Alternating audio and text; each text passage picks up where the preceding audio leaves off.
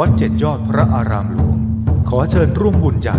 ครั้งประวัติศาสตร์กับการบูรณะโบราณสถานที่มีอายุเก่าแก่กว่า500ปี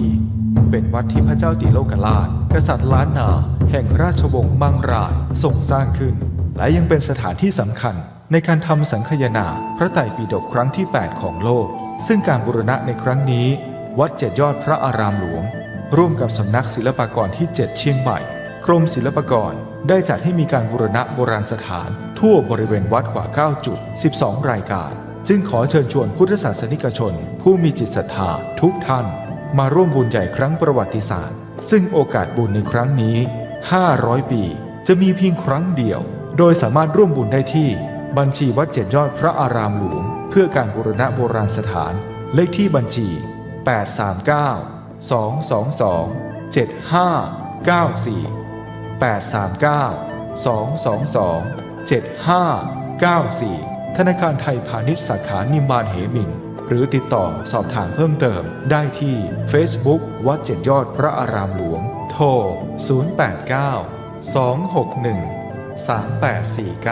089-261-3849และ0878630155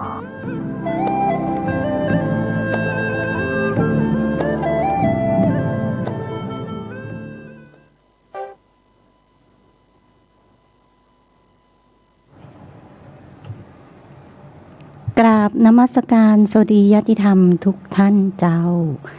วันนี้นะเจ้าน้อมนำบุญเพื่อพวกเรานะเจ้า 104.5 เมกะเฮิรตซ์ขึ้นเพื่อการศึกษาพระพุทธศาสนา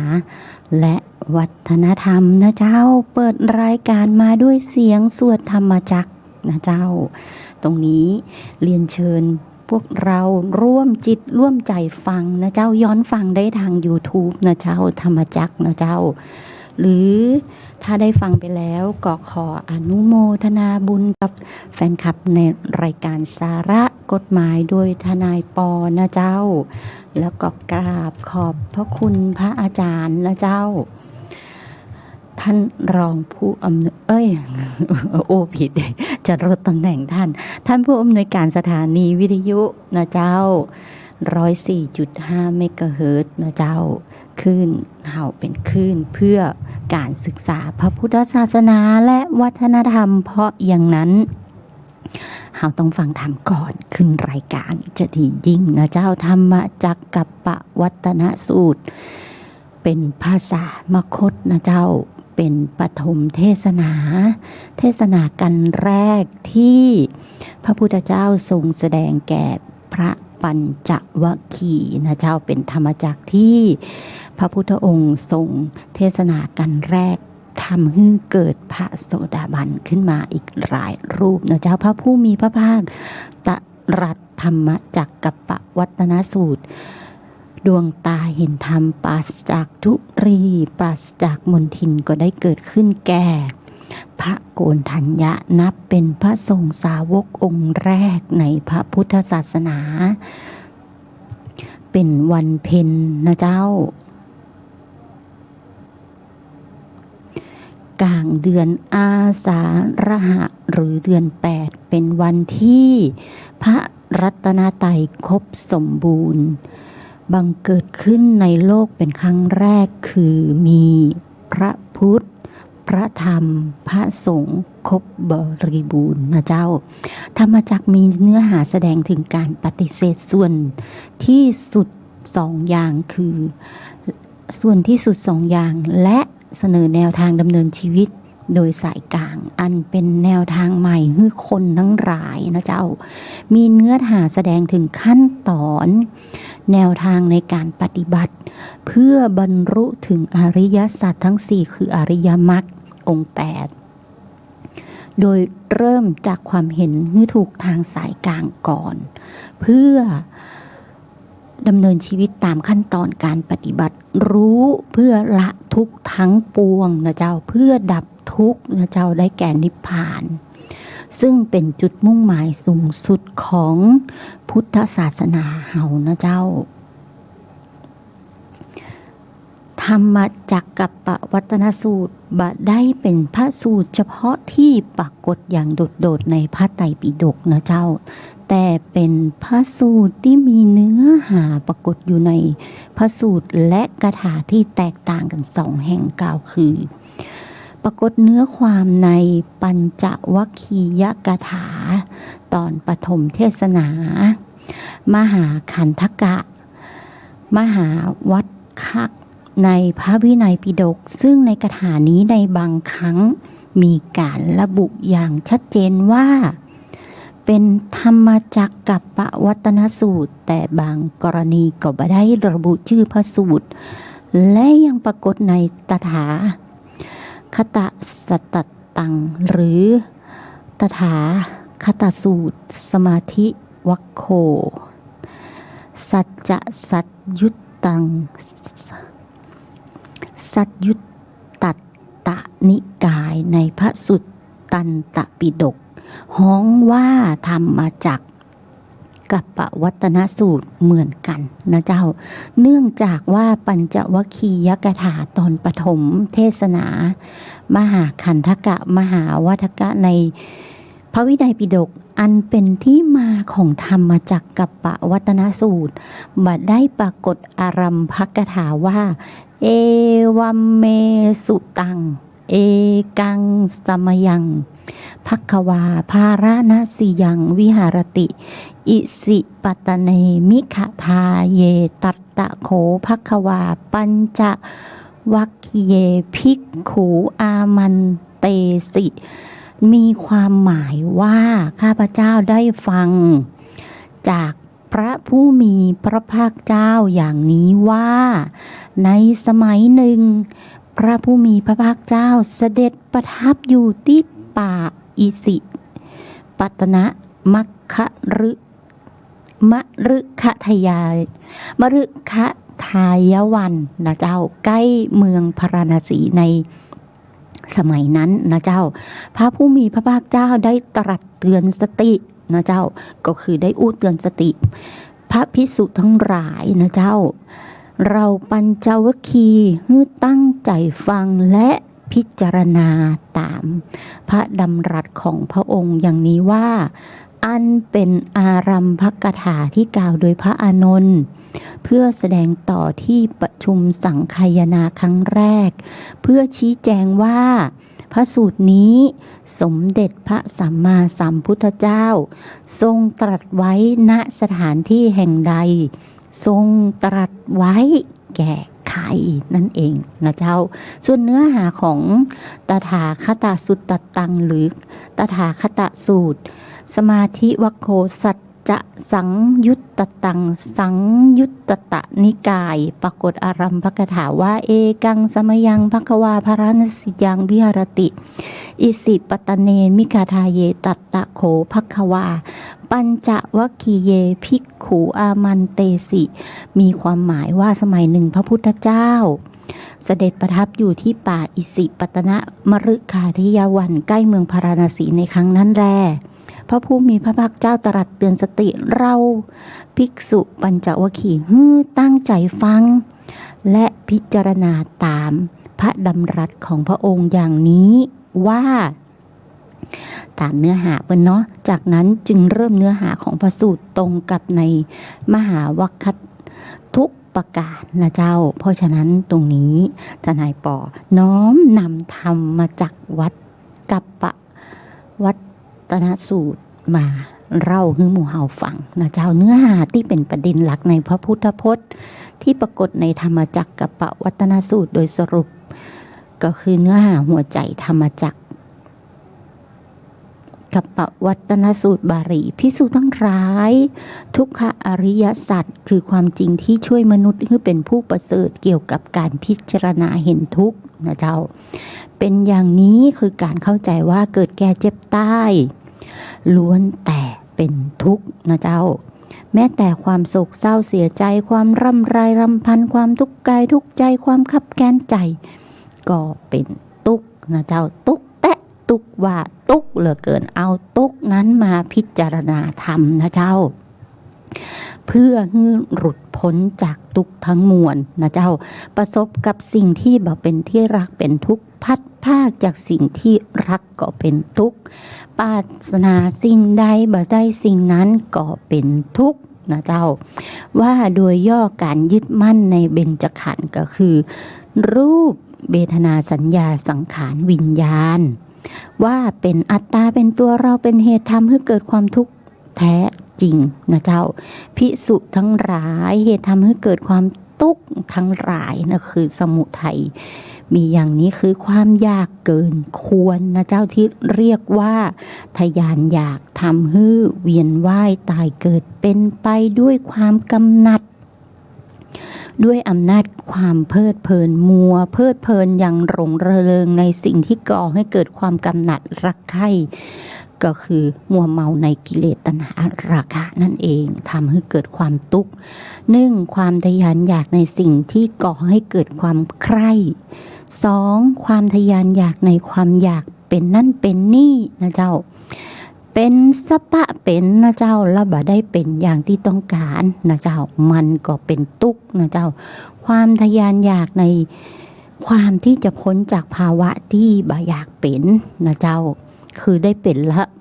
พอได้เป็นแล้วก็บ่อยากเป็นก็เป็นทุกข์แหมนะเจ้าก็ว่ากันไปบางคนก็บอกว่าโอ๊ยรวยแล้วรวยอีกก็ยังเป็นทุกข์นะเจ้าทุกข์ตี้มีคนจะมาเอาทรัพย์สินไปตลอดเวลานะเจ้ามึงจะต้องเอาสตังค์มึงมาให้กูนั่นคือความทุกข์นะเจ้าทุกข์ที่ถูกเอานะเจ้าความทยานอยากมันห้ามกันมาได้เนาะแต่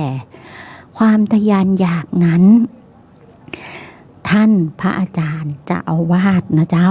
วัดบวรนิเวศวิหารสมเด็จพระวรรณรัตน์จุลพรหมคุตโตนะเจ้าท่านได้ส่งหนังสือเมื่อวานนี้ทนายปอได้บุญนะเจ้าได้บุญจากวัดบวรนิเวศวิหารได้ส่งหนังสือเบิกตานะเจ้า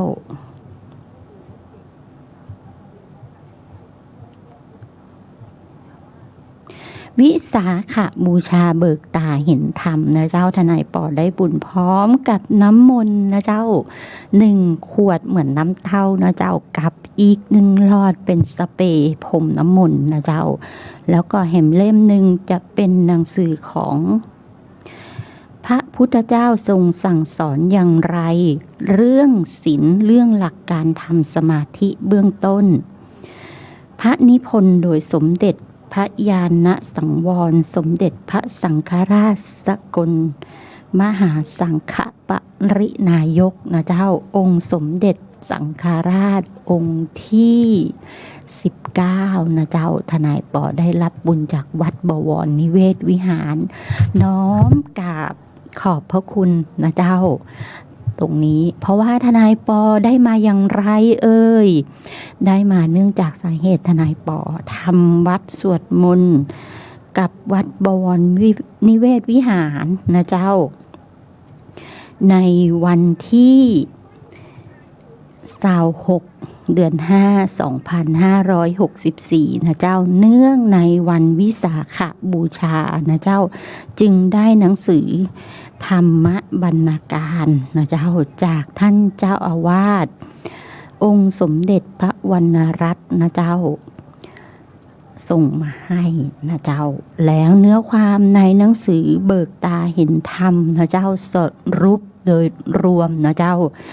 เบิกตาตนให้รู้เห็นการเบิกตาตนเองให้รู้เห็นและเข้าใจสิ่งต่างๆตามความเป็นจริงนะเจ้านี่คือเนื้อหาสรุปที่ในทนายปออ่านในคำนำย่อๆนะเจ้าจริงๆเนื้อหาในคำนำนั้นยาวมาก1 หน้ากระดาษนะเจ้าประมาณ A4 แต่ว่าทนายปออ่านสรุปรวมก็คือวิธีการแนวทางเบิกตาเห็นธรรมตนเองมี3 วิธีนะเจ้า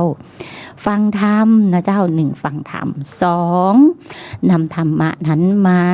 คิดและไต่ตองนะเจ้า3อบรมธรรมเข้าไปในจิตตัวเองนะเจ้าไม่ว่าจะโดยสมถกรรมฐานวิปัสสนากรรมฐานนะเจ้า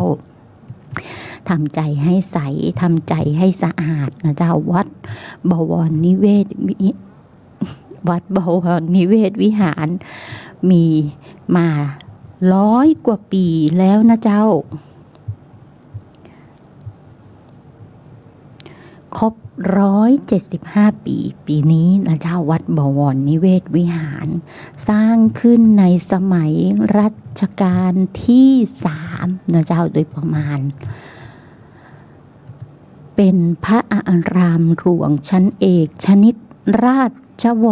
รวิหารนะเจ้าตั้งอยู่หิมถนนบวรนิเวศและถนนพระสุเมรุแขวงบวรนิเวศเขตพระนครกรุงเทพมหานคร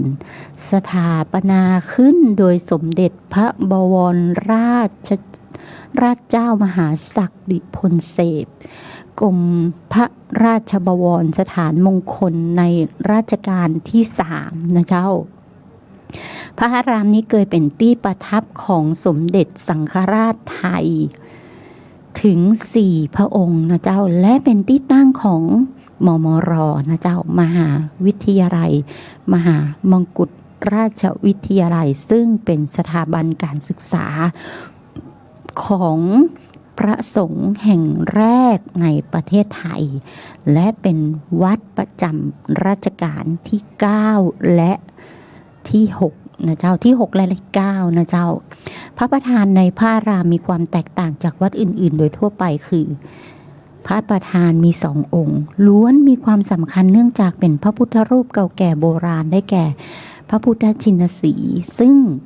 เป็นเจิญมาจากวิหารทิศเหนือวัดพระศรีรัตนมหาธาตุวรมหาวิหารจังหวัดพิษณุโลกนะเจ้าโดยเจิญมาทั้ง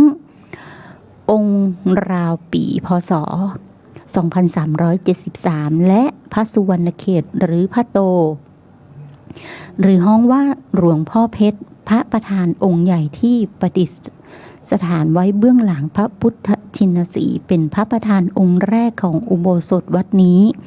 ซึ่งสมเด็จพระบวรราชเจ้ามหาศักดิพลเสพอัญเชิญมาจากวัดสะตรพานจังหวัดเพชรบุรีนะเจ้าวัดบวรนิเวศวิหารเป็นวัดที่สมเด็จพระบวรราชเจ้ามหาศักดิพลเสพโปรดสร้างขึ้นในรัชสมัยพระบาทสมเด็จพระนางเกล้าเจ้าอยู่หัวแต่ยังบ่ทันแล้วเสร็จเกาะสวรรณคตเสียก่อนนะเจ้าถึงวันที่โดยประมาณบ่ได้นะเจ้าเพราะประมาณพฤษภาคม2458พระบาทสมเด็จพระมงกุฎเกล้าเจ้าอยู่หัวโปรดรวมวัดรังสีสุทธาวาสเข้ามาเป็นวัดบวรนิเวศวิหารวัดนี้ยังเป็นวัดที่จอมพลถนอมนะเจ้าได้รับการบวชเป็นพระภิกษุในปี2519นะเจ้าลักษณะสถาปัตยกรรมของวัดบวรนิเวศวิหารมีแบบไทยผสมจีนภายในพระอุโบสถมีพระพุทธรูปสำคัญ2 พระองค์อย่างที่บอกนะเจ้าคือพระพุทธสุวรรณเขตหลวงพ่อโตที่เจิญจากจังหวัดเพชรเป็นพระประธานองค์แรกนะเจ้าและอัญเชิญมาจากวิหารทิศเหนือพระศรีรัตนมหาธาตุวรมหาวิหารจังหวัดพิษณุโลกนะเจ้าฐานพระพุทธบัลลังก์นะเจ้าฐานพุทธบัลลังก์พระพุทธชินสีห์พระประธานในอุโบสถวัดบวรนิเวศวิหารเป็นที่บรรจุพระบรมราชสรีรางคารพระบาทสมเด็จพระมงกุฎเกล้าเจ้าอยู่หัวและพระบาทสมเด็จพระมหาภูมิพลอดุลยเดชมหาราชบรมนาถบพิตรซึ่งทั้ง2 พระองค์ทรงเคยผนวดแห่งวัดนี้นะเจ้าผนวดก็คือบวชวัดนี้นะเจ้าบางทีน้องๆได้ยินมาแน่ใจน้องตัวเล็กๆนะเจ้าประถมมัธยมอะไรประมาณนั้นแต่ถ้าเป็นผู้ใหญ่แล้วจะรู้ว่าผนวดคืออะไรอย่างนะเจ้าถัดจากอุโบสถออกไปเป็นเจดีย์กลมขนาดใหญ่สร้างรัชสมัยสมเด็จพระจอมเกล้าพระบาทสมเด็จพระจอมเกล้าเจ้าอยู่หัวหุ้มกระเบื้องสีทองรอบฐานพระเจดีย์มีศาลาจีนและซุ้มจีนถัดออกไปเป็นวิหารเก่งจีนนอกจากนี้ยังมีจิตรกรรมฝาผนังฝีมือครัวอิ้นโขงนะเจ้าบริเวณรอบเจดีย์มีพระพุทธรูปสำคัญองค์หนึ่งคือพระไพรีพินาศนะเจ้าระหว่างที่พระบาทสมเด็จพระมหาภูมิพลอดุลยเดชมหาราช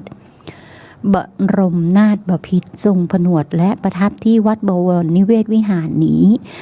ทรงโปรดเกล้านะเจ้าฮือประติมากรรมของกรมศิลป์ปั้นหุ่นและสร้างพระพุทธรูปปางห้ามสมุทรโดยเสด็จพระราชดำเนินรอพระพุทธรูปเมื่อวันที่5ธันวาคม2499นะเจ้าสมเด็จพระสังฆราชเจ้ากรมหลวงวชิรยานวงศ์ได้ถวายพระนามพระพุทธรูปองค์นี้ว่าพระพุทธนาราวันตบพิตรนะเจ้าตรงนี้ก็เป็นสถาปัตยกรรมของวัดบวรนิเวศวิหารทนายปอก็ได้เข้าไปกราบเมื่อต้นปีนี้เองนะเจ้าก็ตั้งใจว่าจะเข้าไปกราบใน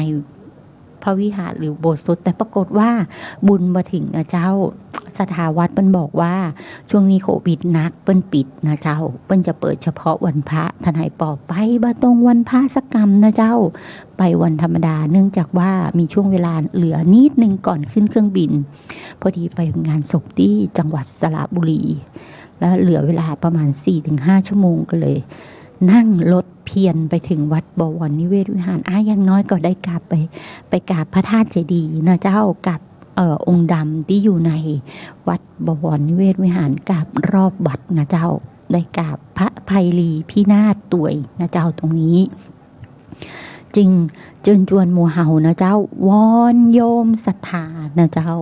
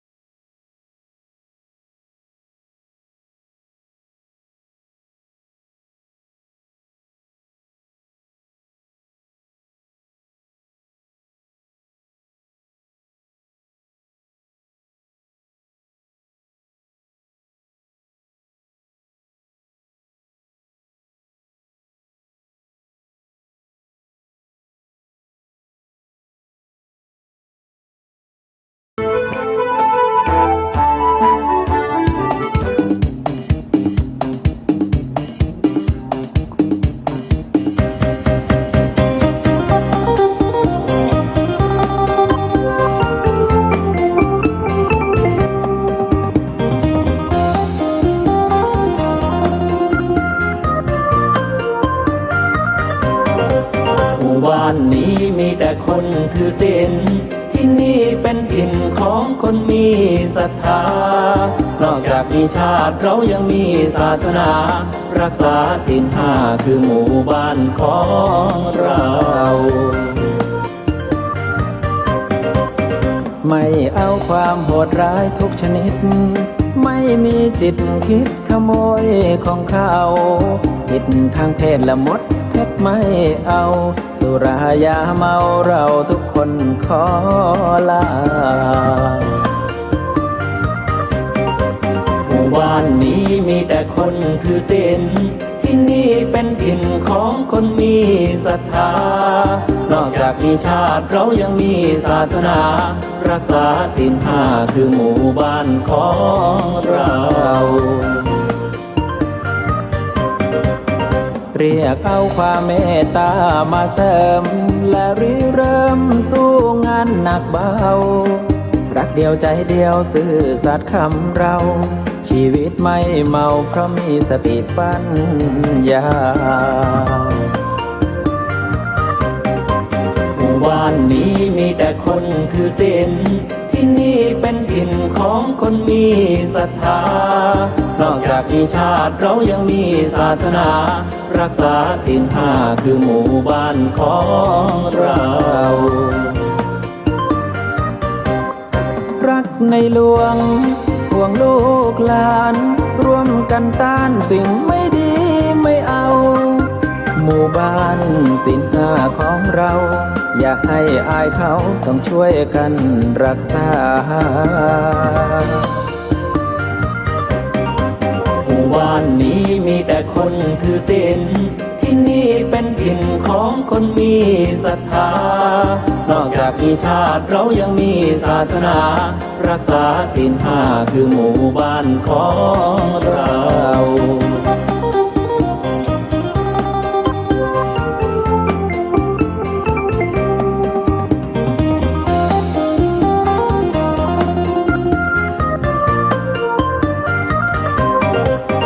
ไม่เอาความโหดร้ายทุกชนิดไม่มีจิตคิดขโมยของเขาผิดทางเพศละมดเท็จไม่เอาสุรายาเมาเราทุกคนขอลาหมู่บ้านนี้มีแต่คนถือศีลที่นี่เป็นถิ่นของคนมีศรัทธานอกจากมีชาติเรายังมีศาสนารักษาศีลห้าคือหมู่บ้านของเราเรียกเอาความเมตตามาเสริมและริเริ่มสู้งานหนักเบารักเดียวใจเดียวซื่อสัตย์คำเราชีวิตไม่เมาเพราะมีสติปัญญาหมู่บ้านนี้มีแต่คนถือศีลที่นี่เป็นถิ่นของคนมีศรัทธานอกจากมีชาติเรายังมีศาสนารักษาศีลห้าคือหมู่บ้านของเรารักในหลวงห่วงลูกหลานร่วมกันต้านสิ่งไม่ดีไม่เอาหมู่บ้านศีลห้าของเราอย่าให้อายเขาต้องช่วยกันรักษาหมู่บ้านนี้มีแต่คนถือศีลที่นี่เป็นถิ่นของคนมีศรัทธานอกจากมีชาติเรายังมีศาสนารักษาศีลห้าคือหมู่บ้านของเรา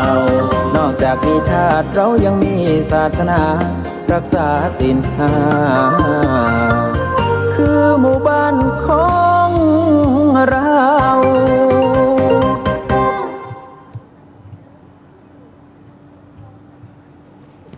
เจ้าน้อมนำธรรมให้หมู่เฮานะเจ้ารักษาศีลห้าคือประเทศไทยเฮานะเจ้าน้อมนำตัวนี้มาช่วยหมู่เฮาทั้งหลายนะเจ้าคำว่าศีลนะเจ้าในภาษาไทยแล้วก็คือแปลว่าปกติแต่ว่าศีลในภาษาต่างประเทศนั้นเป็นบอกว่า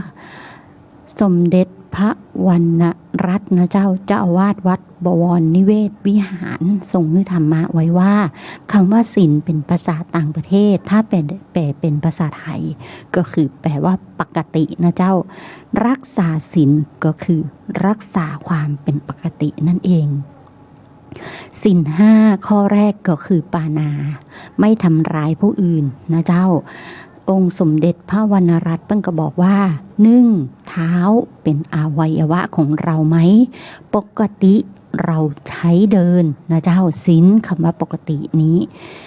ถ้าเท้าเราใช้เดินลุกขึ้นมาเดียวนะเจ้าเอาเท้าไปเตะหลวงพี่ยังปกติอยู่ไหมนั่นคือการผิดปกตินะเจ้าเพราะฉะนั้นรักษาศีลคือรักษาการเป็นปกตินะเจ้า 2. เอามือไปยิบนะเจ้าเปิ้นเขียนไว้ว่าเอามือไปช่วยโทรศัพท์ของหลวงพี่ผิดปกติไหมนะเจ้าสมเด็จพระวรรณรัตน์เปิ้นตั้งคำถามไว้4ข้อนะเจ้าข้อที่ 3เจอเมียเปื้อนนะเจ้าขอนอนตัวยสักคืนผิดปกติไหม 4. วาจาใจอู้ใจสื่อสารกันเป็นปกติถ้าด่ากันใช้โกหกกันยุแยงยุยงให้แตกสามัคคี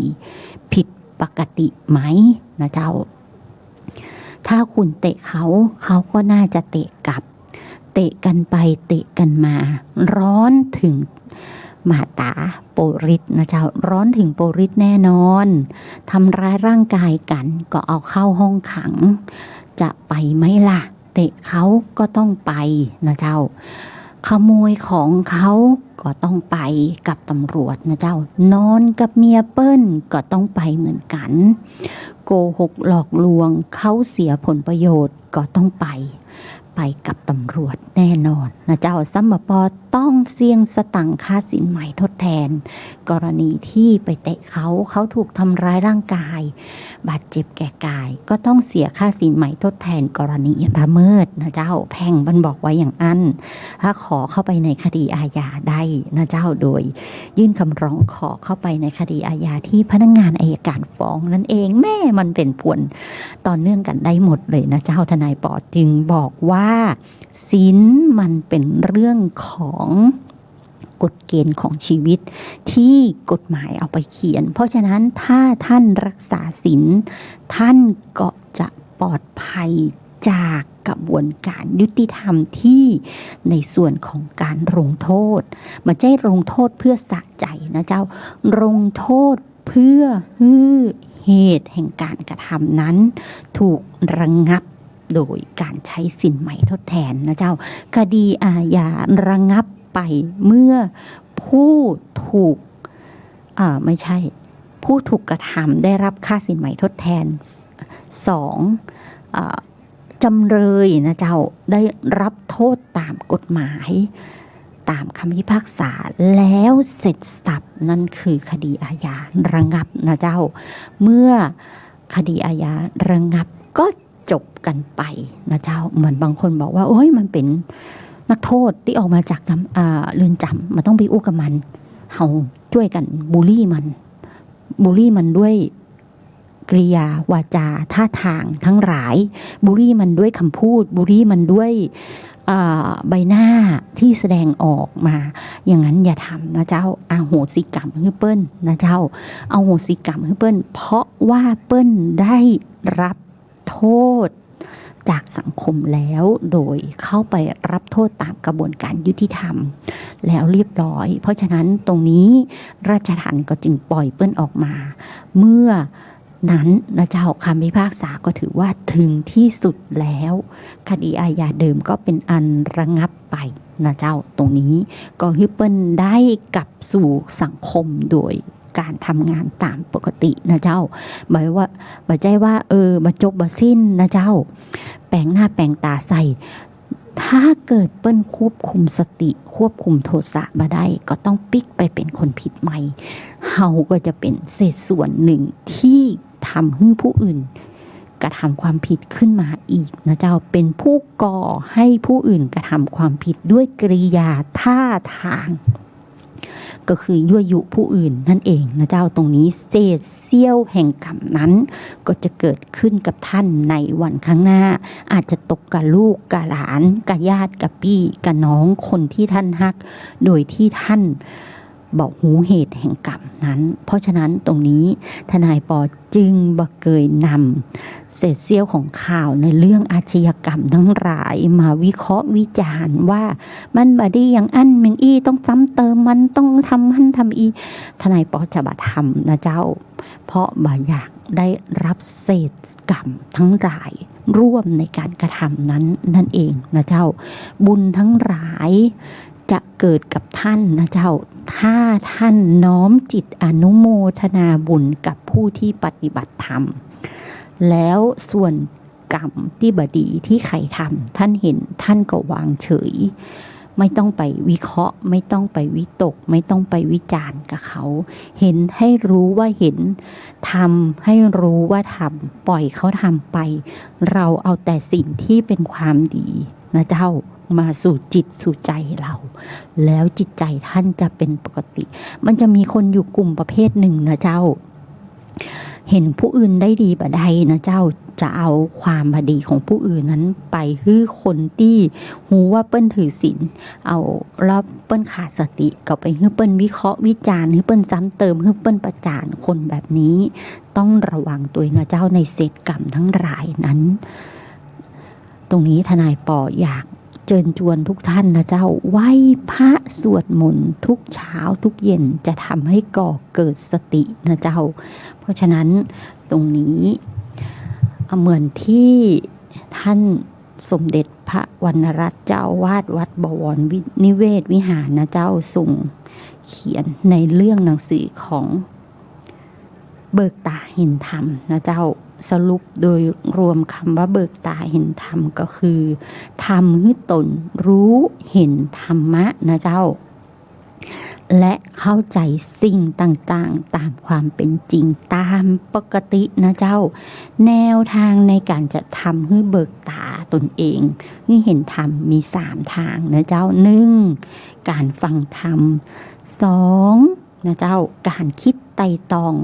คือเอาธรรมะนั้นมาคิดมาไต่ตองนะเจ้าแล้วเอาธรรมะนั้นอบรมจิตตัวเองไม่ว่าจะด้วยสมถกรรมฐาน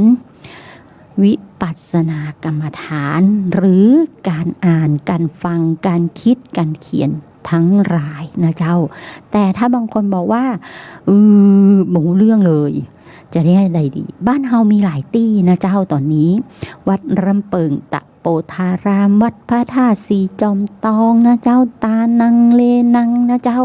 จะสำนักปฏิบัติธรรมของวัดที่สันทรายก็มีนะเจ้ามีหลายตี้นะเจ้าหลวงปู่ทองทรงได้ป่าลูกศิษย์ลูกหา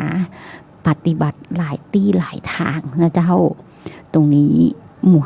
เอาเจ้าเจียงใหม่คนล้านนาย่อมมีวัฒนธรรมทางพระพุทธศาสนาเยอะแยะมากพร้อมกับฮีดหอยเดิมที่จะกราบไหว้ปูชานะเจ้าสืบฮีดต่านหอยกันตรงนี้อย่าลืมนะเจ้าศีลเป็นปกติรักษาศีลรักษาปกตินะเจ้าและตอนนี้วัดสวนดอกนะเจ้าเปิ้นวันนี้มีงานบุญนะเจ้าวันที่12มิถุนาเปิ้นมีผ้าป่าสร้างสถาน